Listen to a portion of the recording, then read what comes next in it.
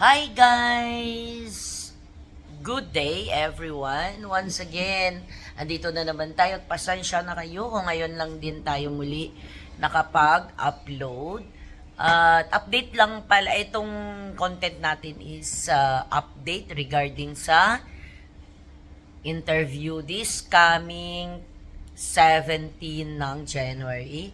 Okay, di ba hindi natuloy yung interview natin last year dahil sa bagyo. So, eto, this coming 17, matutuloy na ang ating interview. Kita-kits tayo doon, sa lahat ng mga aplikante na gustong makipagsapalaran sa Singapore. Ito na yung opportunity ninyo muli. Muli tayong maghahanap ng tawag na ito, mga aplikante na genuinely na gustong makipagsapalaran dito sa Singapore. Basta uulitin ko, kailangan ready, handa kayo sa lahat ng mga, kumbaga sa isipin nyo ng 10 beses bago kayo mag-decide na mangibang bansa. Kasi wag nyong isipin na lahat ng employer, lahat ng kumbaga yung madadatnan dito ay lahat ay okay. Ganyan talaga pagka nangingibang bansa kayo, ganyan talaga pag nangangamuhan tayo. Kahit man sa lugar natin, 'di ba, pagka nangangamuhan tayo, kailangan din nating sundin kung ano yung gusto ng ating employer. At saka guys, maiba lang pala ako ng yung kumbaga sa parang what I mean. Sorry kasi dumaan lang yung kasamahan ko.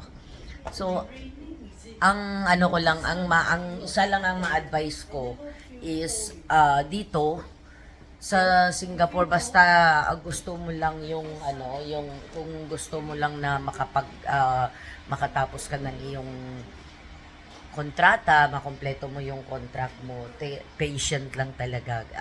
Yun ang dapat na babaunin ninyo, patient. Yung hindi kayo nahuhumsik, na maa-adapt nyo yung try your best na ma-adapt nyo yung environment nila, ma-adapt nyo yung kung ano yung syempre maiintindihan naman namin, naiintindihan ko rin naman dahil nga iba sa Pilipinas, iba dito sa Singapore. So yun lang guys, at sana magkita-kita tayo doon sa lahat ng mga may gustong makipagsapalaran dito sa Singapore ay nandyan kami sa 17 ng January. Malapit na guys, 2 weeks na lang. So, yun lang, at maraming salamat sa lahat ng mga sumuporta sa atin at magsusuporta pa. Pasensya na kayo kung ngayon lang din ulit tayo nakapag-upload. So, yun lang. Ay, siya nga pala guys, walang loan na, 0 loan tayo.